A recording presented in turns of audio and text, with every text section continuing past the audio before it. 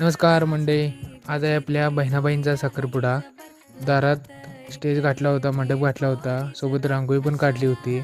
अजून काय कार्यक्रमाला सुरुवात नसल्यामुळं तिथून आलो मी जेवण करतेल्या ठिकाणी. तर साखरपुड्याचं जेवण हे आमचे गुडाची पाहुणेच करणार होतं. थोड्या वेळाने लोक जमतील तशा खुर्च्या मांडून घेतल्या. तोपर्यंत इकडं आपली मित्रमंडळी पण आली होती.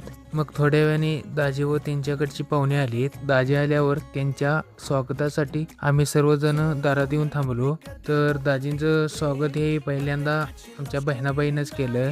मग ते झाल्यावर दाजींचं औक्षण करून दाजी घरात येताना फुलाच्या पाकळ्या टाकल्या व दाजींचं घरात स्वागत केलं. थोड्या वेळाने मुख्य कार्यक्रमाला सुरुवात झाली. दोघांच्या सुद्धा आत्या व मामांनी नवरा नवरीला हार घातलीत आणि मग पेढे व साखर देऊन कार्यक्रमाची सुरुवात झाली. मग हे झाल्यावर अंगठी घालण्याचा कार्यक्रम होता. मग आमची भाची नाविन्या दोघांच्या सुद्धा अंगठ्या घेऊन आली आणि मग दोघांनी सुद्धा एकमेकांना अंगठ्या गाठल्या. हा कार्यक्रम झाल्यानंतर मी आलो स्टेजच्या पाठीमागं, कारण तिथे जेवणाची व्यवस्था केली होती आणि जेवणाच्या व्यवस्थेला आमची ही गँग होती, त्यामुळे काही टेन्शन नव्हतं. शुभेच्छा व आशीर्वाद देण्यासाठी पै पाहुण्यांची ये जा सुरूच होती. कार्यक्रमाच्या धावपळीत मला काही जास्त शूटिंग करता आलं नाही. कार्यक्रम झाल्यावर बहीण व दाजी घरात जेवण करालतीत. ती दोघं जेवण करत असताना स्वतःच्या मैत्रिणी त्या दोघांची अशी मजा घेत होती. तर त्यांची अशी मजा मस्ती चालूच होती. तर